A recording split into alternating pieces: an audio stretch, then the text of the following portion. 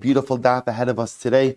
And what a schus to be able to learn the daf Yomi Yerushalayim Kimi Tzion Teitzei Torah Udvar Hashem Mi Yerushalayim.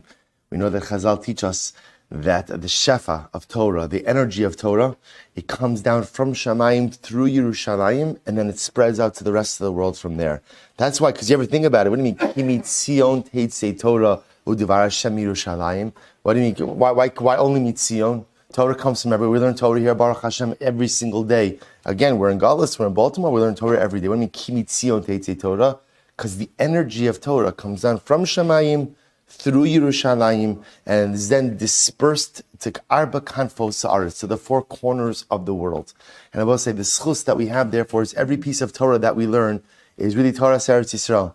Is really Torah's Yerushalayim, which is really an incredible piece. We only think that we're connected to Yerushalayim when we travel there, when we have the privilege to be able to set foot there. But the truth is, every single time a Jew learns Torah, by definition, I am connecting with Yerushalayim.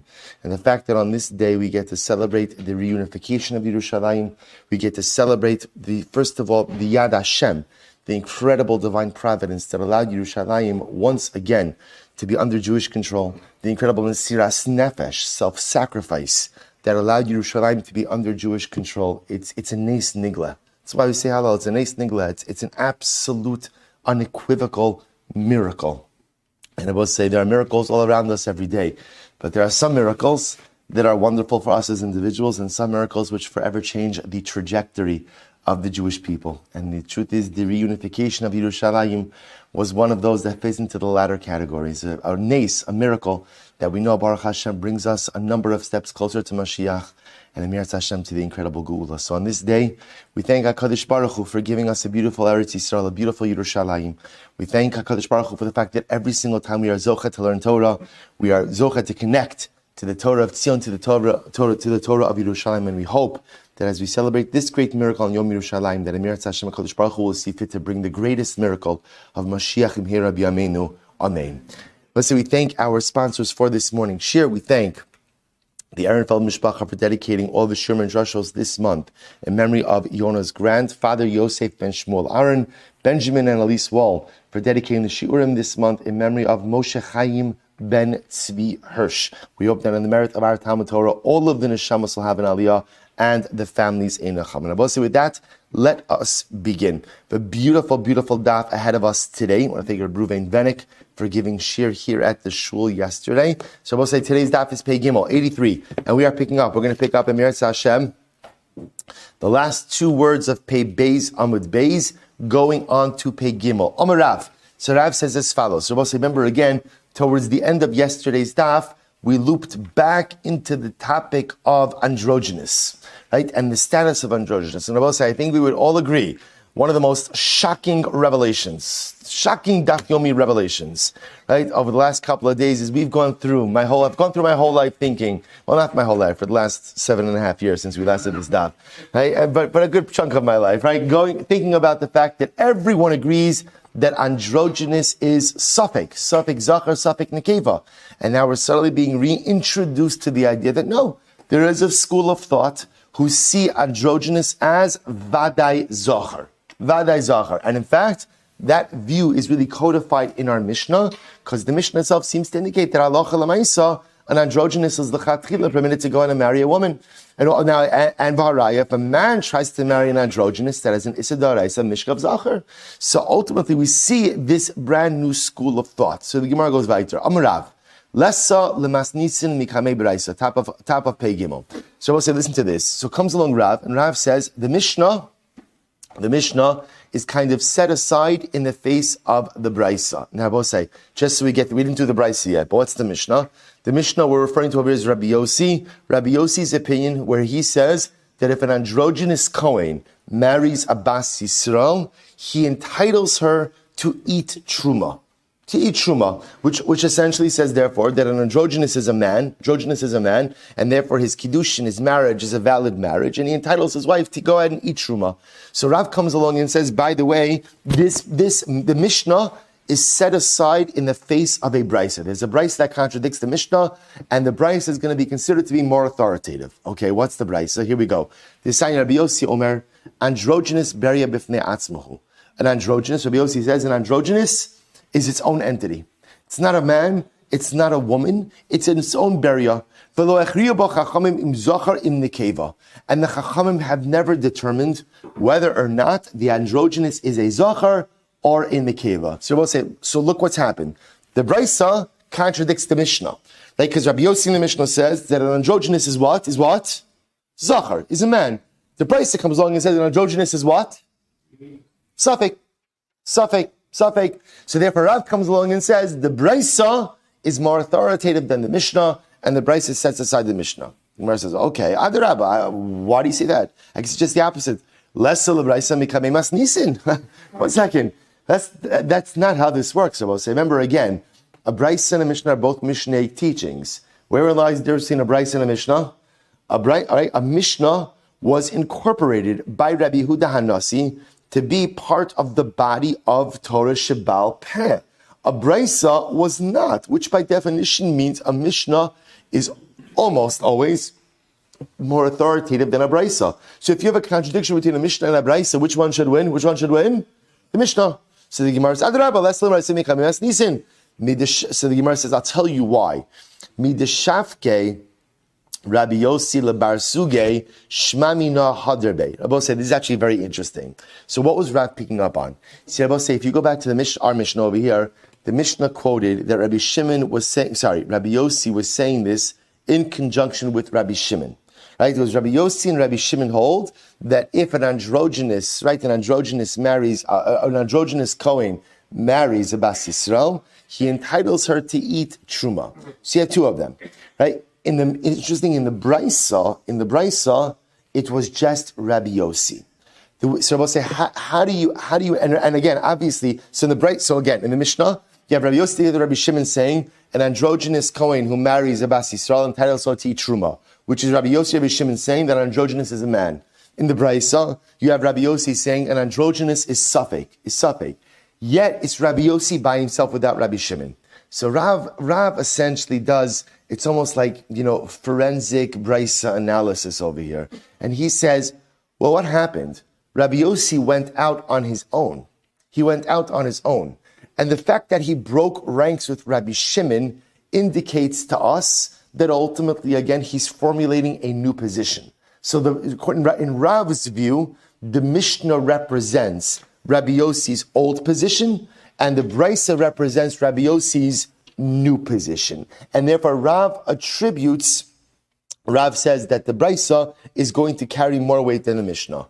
Shmuel says just the opposite. We'll say before we go on, a tremendous yashkach to Saeed for preparing the breakfast.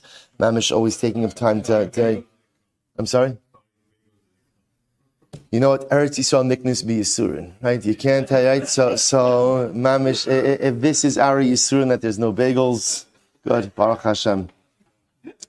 All right, good. So the Gemara says, Shmuel says, Lessa lebraisa mikame masnisin. Shmuel says, on the other hand, that halacha lamaisa, the brisa, he just the opposite. Lessa lebraisa mikame masnisin, which means the Mishnah is more authoritative than the brisa. Right? The Mishnah is more authoritative to the brisa. To which the Gemara says, why? Adrabah, lessa lemasnisin mikame brisa, dehasham ina le the Shmuel dechayish liyechida. I will say on the opposite, we should say that halacha lamaisa, the brisa should be more authoritative than the Mishnah. Why? I will say because Shmuel is of the opinion that halacha lamaisa, whenever there is a das yochid who is machmir, who is more stringent, we always follow that das yochid.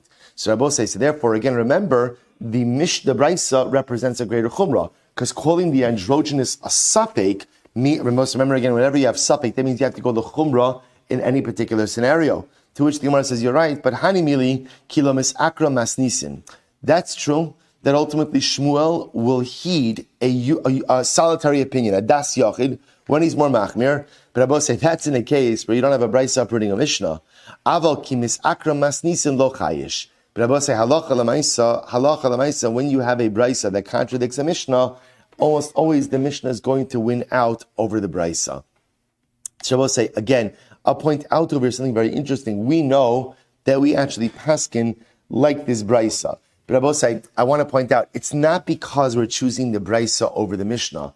It's because the Mishnah is reflecting a particular view that other Mishnah is on. So remember again, there is a reason why coming into this sugya, we assumed that everyone held that an androgynous is a suffix. Why was that our preconceived notion going into this sugya? Because I will say, that's what we've seen in every single other sugya, including many Mishnayos. So right now, the Gemara is kind of making this a machlokis or a stira between a brisa and the Mishnah. What's more authoritative between a brisa and Mishnah? That's not the full picture. The full picture is you have many, many other Mishnayos that contradict our Mishnah over here and hold that an androgynous is not a zachar, or in a keva for that matter, androgynous is suffix. And I will say that is generally how we paskin in halacha, that androgynous is treated like suffix. So the Gemara goes right to Amri Be Rav Mishmei de Rav. So let's listen to this. So they said in Be Rav, in the name of Rav, halacha ki Rabbi Yossi ba'androgynous u'bar kava. So we'll say, now interestingly enough, so remember again, Rav's position is that halacha l'mais, we paskin like Rabbi Yossi in the case of androgynous, which we will say would tell us that what? That an androgynous is a zachar, is a man, ubahar kava. We'll see what that case is in the halacha of grafting. Shmuel says we also follow the position of Rabbi Yossi, bekoshi, in the case of koshi, which is a woman bleeding as a result of labor. Again, we'll see what that case is in just a moment. Ubikidush. We'll say this is not kiddush on Shabbos, but rather again, this refers ultimately again to klaya kerem, asering growth in a grain field by introducing vines. Again, we'll see all these cases. Here we go. Androgynous, hadamna. So we'll say androgynous, that's what we said before. That halacha l'maisa, the halacha follows Rabbi Yossi, right? The halacha follows Rabbi Yossi of the Mishnah, namely that an androgynous is considered to be a zachar. Okay, harkava. I will say, what's the case of harkava? What's the case of grafting? So actually, it's actually very interesting. I will say, very halacha l'maisa. This nan ein notin ve'in mavrichin ve'in markivin erev shvius. So we'll say, now listen to this. We know on Shemitah, one is not permitted to work the land. But not only is it before on Shemitah, but even before Shemitah, halacha l'maaseh not allowed to do certain things which will have a net effect on Shemitah. So for example, a notin, we don't plant markivin. So I will say markivin in this context means the process of going ahead. Here's what's interesting. If you wanted to go ahead and, let's say, plant additional grapevines, so one of the interesting ways they would do it was, you have a vine, right? The vine has its bottom in the ground, and then there's the top that flows out. What you could do is take the I don't know what the technical term is. Take the part on top, right? The part of the vine on top. So imagine again, the bottom of the vine is in the ground. The vine, let's say you're holding the vine up. Take the part that's on top, bend it, plant that into the ground, allow that to take root, and then what? You cut it in the middle, and now you have two vines. You have two vines. That's called markivin. Sorry, that's called mavrichin, excuse me. Ve'ein markivin. I will say markivin is grafting. Grafting, erev shvius, pachos mishloshim yom lifnei Rosh Hashanah. You're not allowed to do any of these things within the 30 days of Rosh Hashanah of a Shemitah year. 30 days of Shemitah year. Ve'imnata, ve'hevrich, ve'herkiv, yakar. Now I will say to the point that if you perform any of these activities within 30 days before Rosh Hashanah of the Shemitah year, then what? Then Allah Chamas, you have to uproot it. You have to uproot it. Incredible. Rabbi Yehuda says, so actually Will says, it's actually very interesting. Rabbi Yehuda says, now by the way, why do you have to uproot it? So Rashi says over here, Yakar, Tikakalta B'Shvius, Deinar Kava Koletes B'Pachas Mishloshiyom, because these are considered to be planting activities which took effect during the Shemitah year, and therefore, again, they must be undone and reversed. Okay, now watch this. So we'll say, so the first part of the brisa says the window over here is 30 days. I'm sorry, I will say, I forgot to mention a sponsorship to Michael and Rachel Troniansky for dedicating the daf in honor of Michael's mother, Shendel Bas Mordechai Zichron Livracha. Thank you for the sponsorship. We hope that in the merit of our Talmud Torah, the neshama will have an aliyah and the family in nechama. Michael, I'm sorry. I even put the post-it note on my Gemara, but I turned the page. All right, so it says the Gemara. Rabbi Yehuda says, "Kalar kava she'eno koletes b'shloshi yamim." So what Rabbi Yehuda holds, in general, any grafting that doesn't take root within 3 days, shuv eno koletes, will not take root in the future. Rabbi Yossi, Rabbi Shimon, Rabbi Shimon say, No, it's Shtei Shabbosos. It's not 3 days, it's 2 weeks. So I will say, V'amr Rav Nachman Amar Baravua. I will say, now, here's what's interesting. So the first part of the Brisa gives us the time frame of 30 days. Then you have Rabbi Yossi, and Rabbi Shimon saying 2 weeks, right? And you have you have Rabbi Huda saying 3 days, and Rabbi Yossi, Rabbi Shimon saying 2 weeks. So how does that shtim? So comes Rav Nachman, so Rav Nachman, Amar Baravua, L'divrei ha'omer shloshim, tzarich shloshim u'shlosha. So here's what's interesting. Everyone is going to agree that you need the 30 days. In other words, there needs to be a 30-day buffer, a minimum of 30-day buffer between any planting you're doing before Rosh Hashanah.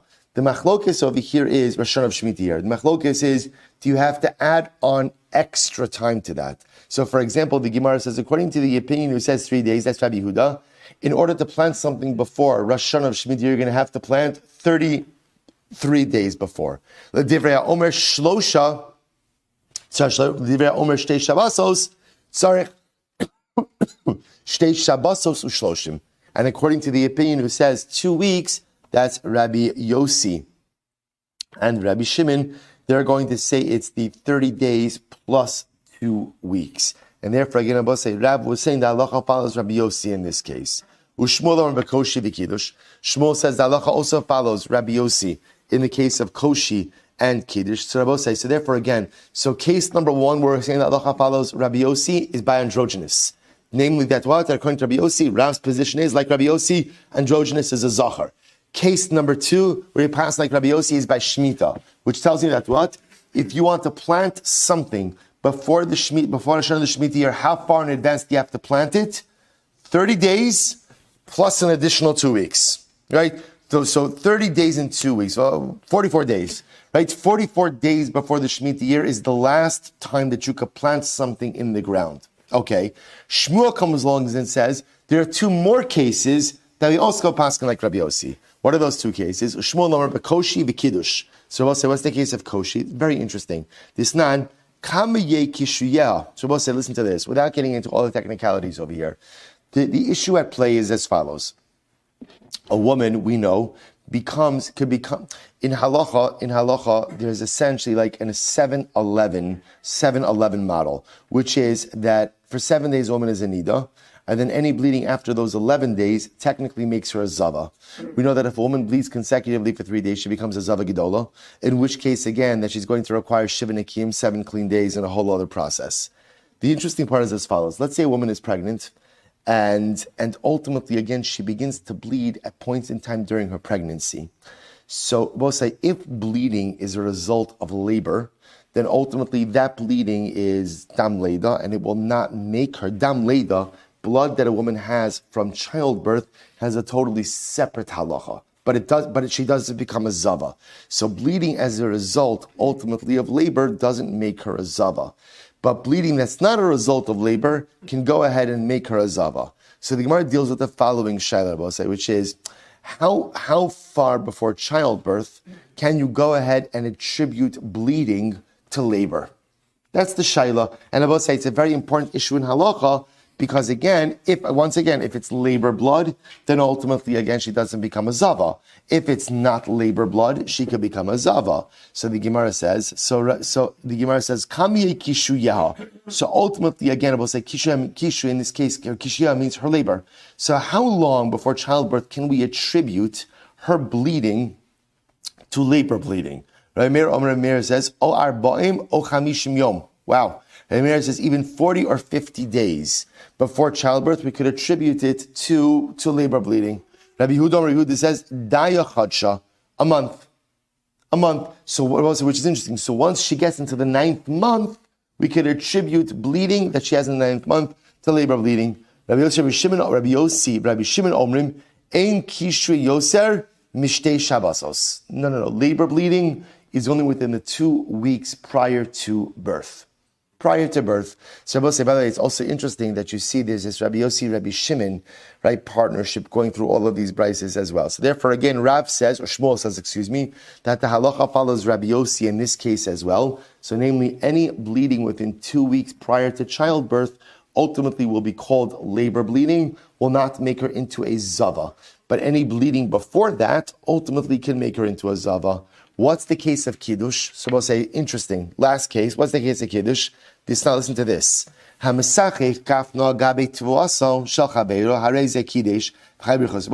go back. Basic halacha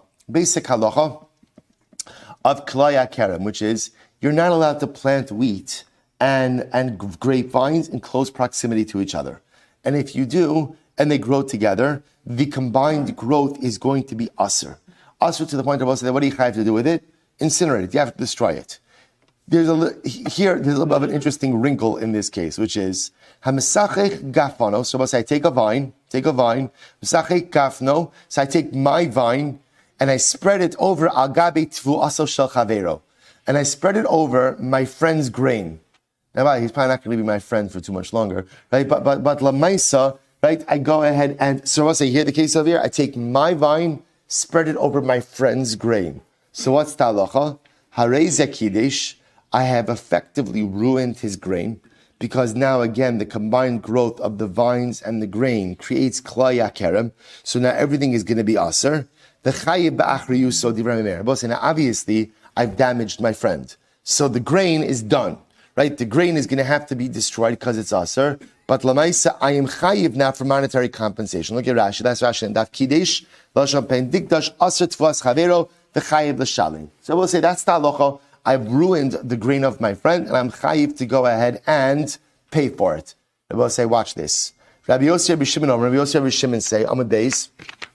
They disagree, and they say no. The grain is not aser. So we'll say, I take my vine, spread it over my friend Ruvain's grain. So the first opinion of Rabbi Meir says the growth is now aser. You've essentially destroyed your friend's field. Now halacha you have to compensate him. Rabbi Yosef Rabbi Shimon say no. The grain is not aser. The grain is not aser. I spread my vines over Ruvain's grain. How could it not be aser? I will say, get ready for this. Pei Gimel of days.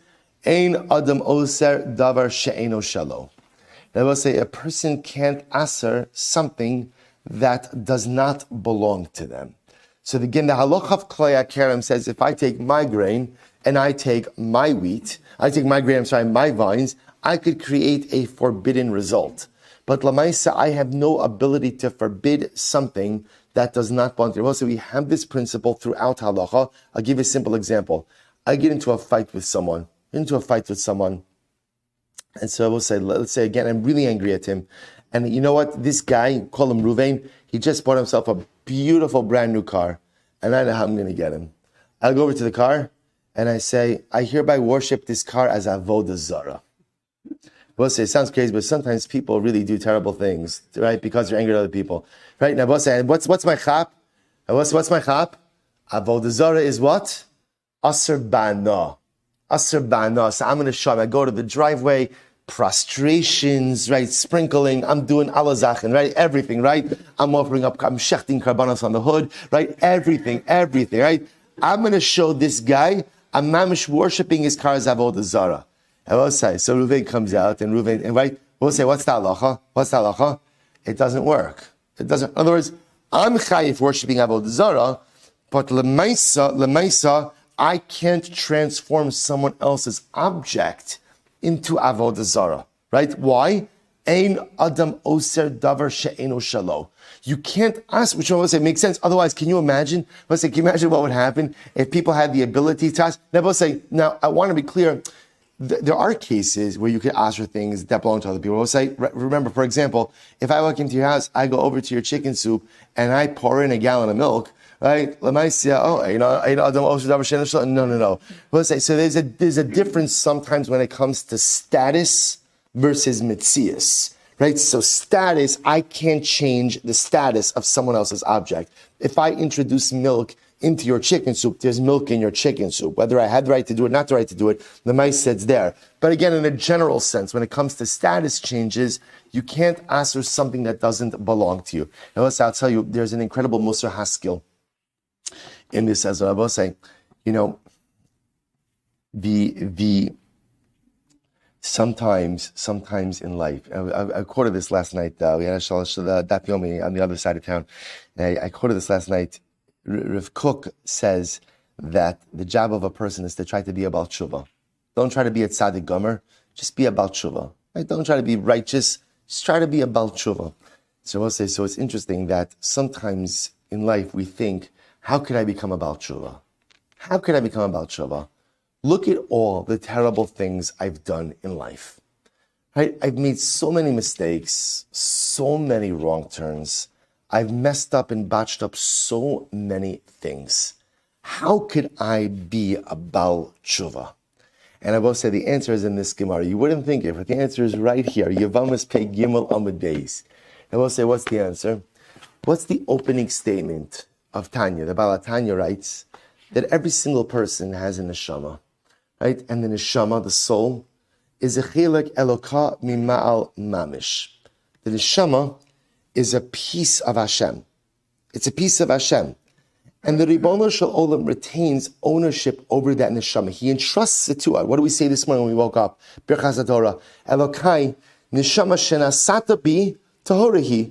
Hashem, you've given me a neshama. The neshama is not mine. It's on loan. It's a piece. It's a chilek. It's a piece of HaKadosh Baruch Hu that He gives to me. Rabbi say, listen to this. Do you want to know why tshuva is possible? Because no matter how much I mess up in life, here it is. Ein Adam oser davar she'eno shalo. You can't mess up something that doesn't belong to you. You cannot go ahead and compromise something that doesn't belong to you.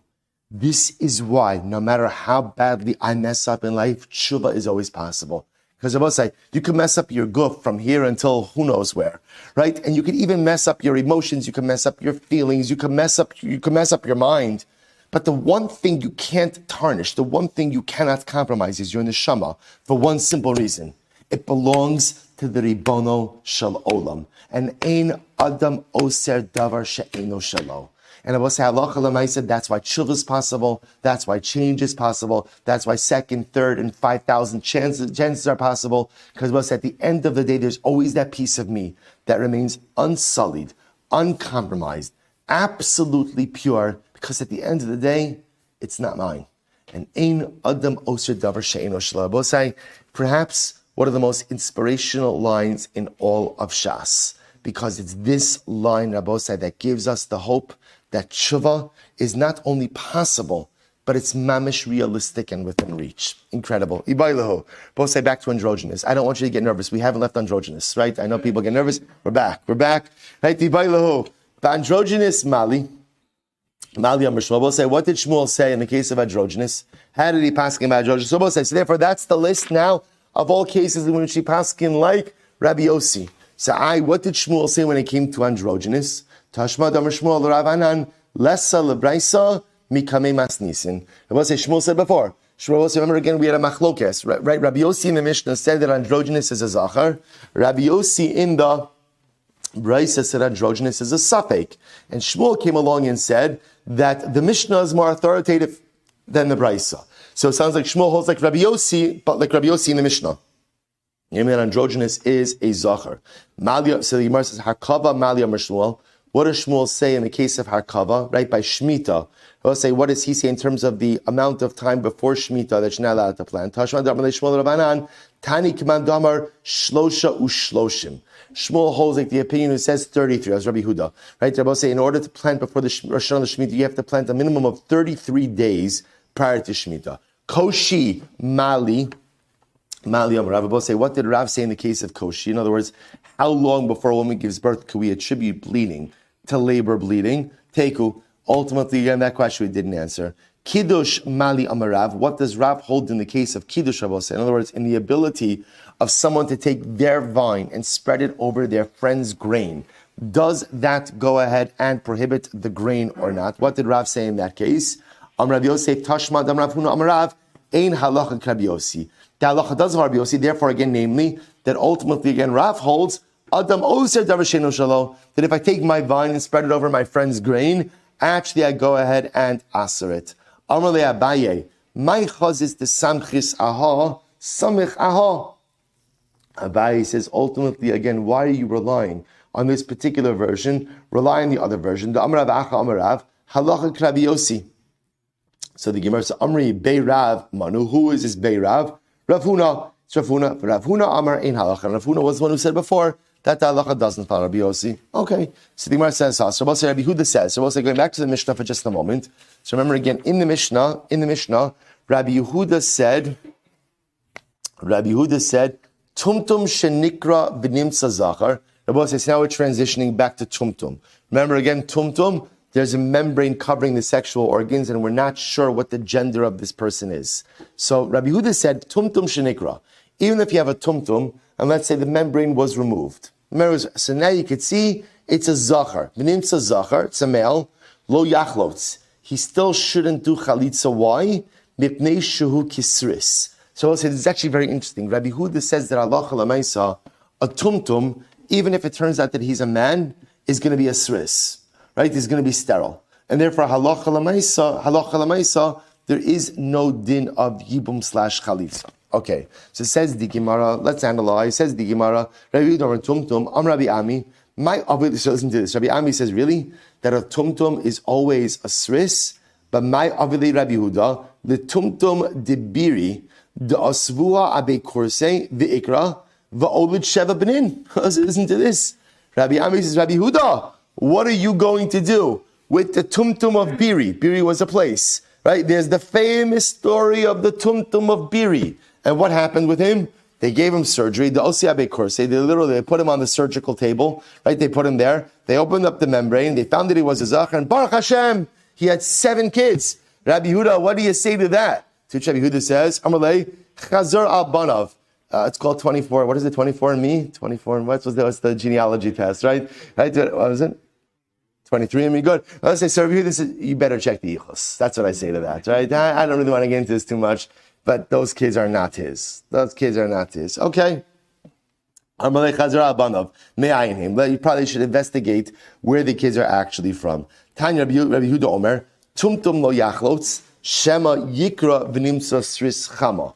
So we'll say, listen to this. Rabbi Yehuda says, a tumtum shenatu chalitza. Why? Shema yikra, because perhaps the membrane will be opened.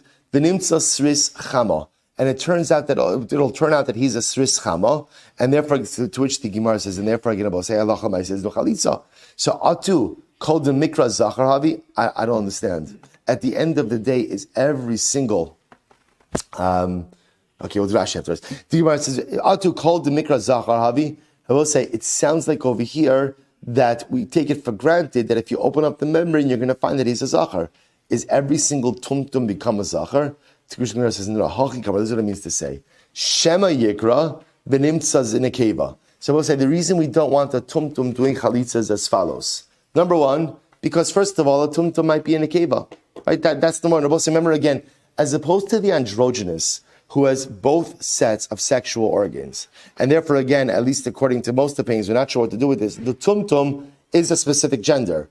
We just don't know what the gender of the tumtum is. So the Gemara is bothered by because it sounds like Rabbi Yehuda is saying a tumtum shouldn't do chalitza because maybe the membrane will be opened. He'll be a sris. So that makes it sound like every single tumtum is a zachar. To which the Gemara says, no. That's what it means to say. Shema yikra b'nimtza nekeva. So we'll say issue number one is that maybe the reason we don't want the tumtum doing chalitza is because maybe number one, what's going to happen? You're going to open up the membrane and it's going to be a woman. It's going to be a woman. In which case, ultimately, there is no chalitza. There's no chalitza. That's number one. Number two, vafilu nimsa zachar, even if it turns out that it's a man, shema yimsa sris chama. Ultimately, perhaps it'll be a sris chama.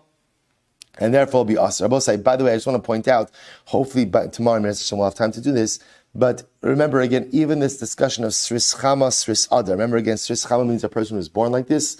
Sris ada means a person who became like this through an injury. There's a whole machlokes, again, which of those falls into the category of prush shafcha p'tzuadaka. We'll come back to that. So my I will say, what's the nafkamina between these two opinions?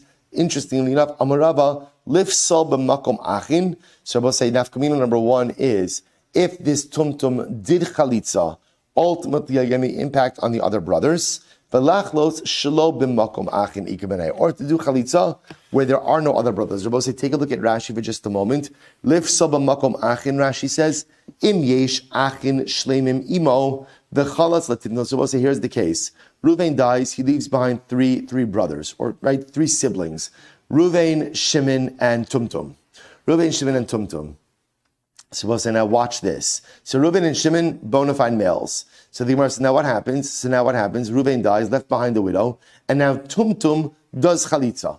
Right? Tumtum. So watch this. So says Rashi, the Rabbi Huda Damar Shu Kisris Machzik La Bisris Vadai V'lo Pasta Ala Achin Umisya V'Emester. But according to Rabbi Huda, who treats a Tumtum like a Vadai Sris, ultimately we'll say the chalitza of Tumtum is irrelevant. It's as if it didn't happen, and therefore, again, she's subject to Yibum / Chalitza by the other brothers. Rabbi Yossi, Shema Katani Sveikahu, Upasna Ala Achin, Dilma Lav Sris Hava Chalitza. So according to Rabbi Yossi, who holds that ultimately it's a suffix, the Chalitza that a Tumtum does would preclude the other brothers from doing anything. That's one nafkamina. Second nafkamina, says Rashi, Lachlot Shlomo Makamachin. Let's say the only surviving sibling is Tumtum. What do you do in a case like this? So Rashi says, Im ein sham ach Elohu, if there's no other brother besides Tumtum, the Rabbi Yehuda lo baya chalitza mina. According to Rabbi Yehuda, who holds that a Tumtum is a vadai sris, there's no chalitza. There's nothing. There's nothing. Rabbi Yehuda baya chalitza misafei. So we'll say, essentially, fundamental machlokes. How do we look at Tumtum? According to Rabbi Yehuda, Tumtum is, no matter what, the Tumtum has no shaychus to min chalitza. Why? Why will I say? Because remember, if it's a woman, it's a woman. No chalitza, privacy by a woman, right? I will say, and if it's a man, it's what?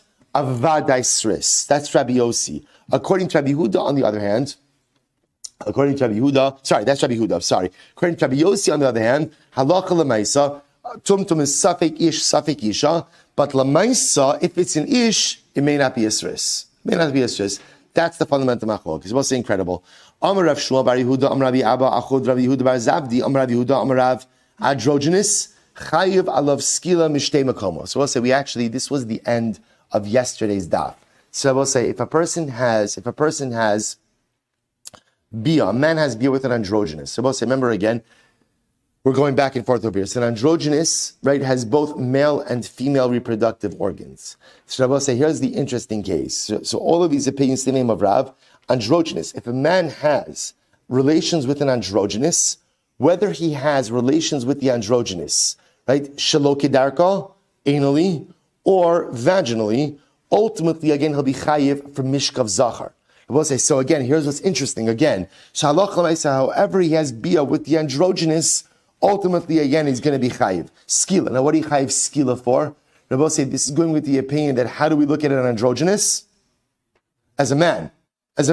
So therefore, again, there's another man who has relations with the androgynous. No matter how he has relations, ultimately, he's going to be chayiv for what we call mishkav zachar, for homosexual behavior. To which the Gemara says, incredible. So the Gemara says, Meisvei, Rabbi Eliezer Omer, androgynous chayavin alav skila kizachar. So listen to this. The Brisa says, Rabbi Eliezer says, that if you have relations with an androgynous, you're chayiv skila like having relations with any other man. So when is that so? Bizachros. If you had relations with him, like one man has with another man, i.e. bia shelo kedarka. Ava benakvus shalo, but if you have relations with the androgynous, utilizing his female characteristics, pater. Ultimately, you're pater. So we'll say the Brisa contradicts what we just said before, because in the Brisa now it says you're only chayiv for an androgynous if you're boil him bia shelo kedarka. But if you're boil him through his nakvus, through his female body parts, then ultimately again you're not chayiv. Before and we said you are chayiv. What's going on? Hu damar ki aitana. So we'll see the following time. The Sanya, Rabbi Simai says androgynous chayavin alav skila mishtei makomos. So we'll say again. I just want to point out something very interesting over here. This Gemara is still going in line with the opinion of Rabbi Yossi in the Mishnah that an androgynous is a man. An androgynous is a man. And therefore, if one man were to have relations with an androgynous, that is mishkav zachar. That's homosexual behavior, and it's punishable. The machlokes was so fascinating. The machlok, not for the Shabbos table, but fascinating. Right? I would say, which is again, what type of bia with an androgynous is considered to be mishkav zachar? Is it only what we'll call typical mishkav zachar, bia shelo kedarka, or no? Even if you have relations with the androgynous, through his female biology, that's also called Mishkav Zachar. So Rabbi say, this is the machlokes. Fascinating. So Rabbi say, here we go. So machlokes. It's machlokes. See, here we go. My time of Rabbi Simai. What's Rabbi Simai's logic? Amra Baramduri asabrali ve'es Zachar lo tishkav mishkave isha. Wow. So Rabbi say, listen to this. So this is the pasuk prohibiting homosexual behavior, right? So the Torah says, as Zachar. I will say, by the way, I feel compelled whenever we have Gemaras like this, that it's important to speak out. I will say, in life, people have all kinds of struggles. And there are some people who struggle with being attracted to people of the same sex. It is a real struggle. And especially if someone wants to be frum and have this struggle. I will say, I just want to tell you, as having met and spoken to people who have this struggle, one cannot imagine the struggle when you have to choose essentially between companionship and basic life happiness and God. And that's what a lot of these individuals in the gay community have to struggle with. I will say, and by the way, it's a struggle. I always say, to give up companionship, intimacy for HaKadosh Baruch Hu is an overwhelming nisayon. And in general, with any nisayon, we never judge anyone based on this. So I just want to point out, when we speak about this, we're talking about prohibited behaviors. I will say, but in no way are we talking about people who have this struggle, and in no way condemning them for having the struggle. The struggle, we know, I will say, is often innate. Okay, leaving aside the nurture versus nature, we know that I will say there are people who are just born in certain ways. And it's so important, again, the same way that if someone is a Machal Shabbos, again, we don't stand the judgment. Someone has this struggle. I will say it's a challenge in our community that we have not adequately addressed in terms of how the behavior is the behavior. And I will say, you have to be clear and unequivocal that to engage in certain practices is unequivocally asur. I will say, and again, I point out, just like eating tarfus is unequivocally asur, right? Being Machal Shabbos is unequivocally asur. Wearing shatnez is unequivocally asur. Homosexual behavior is unequivocally asur. There's no equivocation about that. It's asur. So I will say, but like everything in life, there's the behavior and then there's the person. There's the behavior and there's the person. And again, I will say, we all engage in behaviors that we should not be engaging in. But yet we hope that HaKadosh Baruch Hu and others see the whole person. Let's say it's just important. I think that sometimes, we talk about this and we talk about it like so flippantly. We're having a halachic discussion over here, not an emotional discussion, not even a discussion about people. But again, it's always important to understand the sensitivity and to understand the struggle. So in any event, the Gemara says it's fascinating. So the Gemara says in a halachic sense, Ves Zachar lo tishkav mishkave isha. I will say, so this is fascinating. So here's the pasuk that answers mishkav Zachar. Right? The pasuk is asking mishkav Zachar of a man having relations to another man. And how does it convey it? It conveys it as Zachar lo tishkav mishkave isha. You should not sleep with another man like the ways in which a person sleeps with a woman. So I will say, so listen to this. So I will say, it sounds like that there are two ways to perform mishkav Zachar. Right? So you understand the diak over here? You shouldn't have relations with a man in the like mishkaveh. The way it almost sounds like there's two types of relations that one could have in the context of mishkav Zachar. I will say, how could one have two different types of relations in the context of mishkav Zachar? Eizehu Zachar sheyesh bo shnei mishkavos. I will say, who is a male? What is the type of man with whom you could have two different types of acts of relations with? Incredible. Havi Omer ze androgynous. Fascinating. This refers to androgynous because I will say, if a man has relations with an androgynous, he can either have relations with him via shaloki darka, or ultimately again with the female biology. So I will say, so that's a raya. Ultimately, that if a man is boel, an androgynous, whether he's at boel the androgynous mitzad zichrus or mitzad nikvus, ultimately he's asur. What did the Rabbanan do with this? Rabbanan afagav the ispe shnei mishkavos es zachar ksiv. The Rabbanan say, you're right, even though there are two different types of relations, at the end of the day, the pasuk says es zachar, which indicates that by mishkav zachar, by homosexual behavior, the isra is only with bia shaloki darka.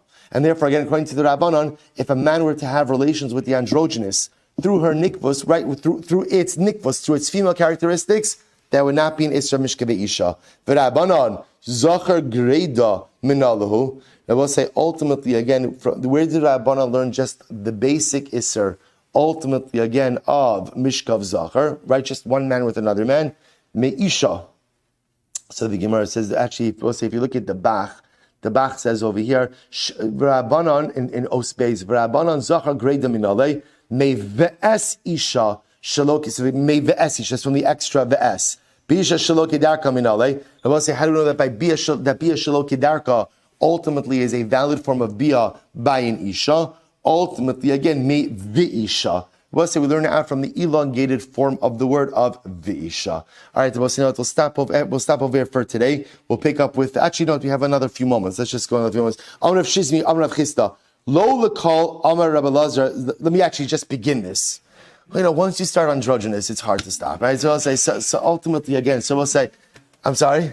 I got every two. Oh, it's tomorrow at the end of the, oh, wow. Beautiful. Okay. Got it. So says the Gemara, Amar Rabbi Lazar. So the Gemara says as follows: Amar Rav Shizi, Amar Rav Chista, Lo lekol Amar Rabbi Eliezer, androgynous zachar ma'al yehu. So this is very interesting. So we'll say we've now been introduced to this idea, this school of thought that says that androgynous is a zachar. So we'll say the Gemara just wants to point out, according to those opinions who hold that androgynous is a zachar, they don't hold that way for all things. So an interesting example where androgynous is not treated like a zachar. Why? Shimata Omer came. Listen to this. B'mukdashin yakdish. Now, I'll say, if that was true, that ultimately androgynous is always considered to be a zachar, then if you were to be makdish, if you were to consecrate an androgynous animal, then it should work. Yet, Rabbi say, we see that that's not the case. Watch this. We know that androgynous animal is not kaddish. Here we go to Tan Rabbanan. We learned, Rabbi say, the following: Hanirva. A nirva is an animal that was sodomized. Or muktzah, an animal that was set aside for avodah zarah, va'nebat, or an animal worshipped for avodah zarah, va'esnan, or an animal ultimately again that was given to a zona, a harlot as payment for her services, umechir, or an animal that was exchanged for a dog, vitumtum, or a tumtum animal, va'androgynous, or an androgynous animal, mitamin begadim abeis habliya. Ultimately, Rabbi say halacha l'maisa in all of these cases. If they were not shechted properly, and it's an avela, right? An avela, if you eat it, the moment that you begin to consume it, once it's in your throat, it has the ability to convey tumah. The Gemara says, Rabbi Eliezer Omer tumtum va'androgynous ein mitamin begadim abeis habliya. So Rabbi Eliezer says, no, it's not true. Tumtum and androgynous do not convey tumah. Rabbi Eliezer Omer kamakom shnemar zachar nekeva atamotzi tumtum va'androgynous mibineim. Because we all say, ultimately, Rabbi Eliezer says, anytime the Torah uses the word zachar nekeva, we automatically exclude tumtum and androgynous. Va'ol chovlo nemar bo zachar nekeva iatamotzi tumtum va'androgynous mibineim. The exception will be oath, because oath ultimately, again, there's no mention of tumtum and androgynous, and therefore halacha l'maisa applies. So I'll say the point over here is you see that halacha l'maisa, just because you hold that tumtum and androgynous ultimately, again, is a zachar, let's say for our purposes over here, does not automatically mean that in every case tumtum and androgynous will be treated as zachar v'haraya. When it comes to consecration of animals, you cannot be makdish. Rabbi say here it's being framed in the laws of tumah. So Rabbi say I didn't do this sugya justice, but again, halacha l'mayis, again, if you were to consume an invalid consecrated item or a nevela for that matter, once it's in your throat, it conveys tumah to your body and to your clothing. The idea over here being that by an animal, tumtum and androgynous, you cannot consecrate such an animal as a karban, which shows you that what? That halacha l'maisa, it's not considered to be a zachar. So even if you hold tumtum and androgynous as a zachar, let's say by a human being, it wouldn't necessarily translate to all keys of tumtum and androgynous. All right, Rabbi say now, we'll really have to stop. I'm sorry, you'll have to bring 2 volumes tomorrow. Rabbi say, shkoyach. All right, Chavra on Zoom, everyone have a great day.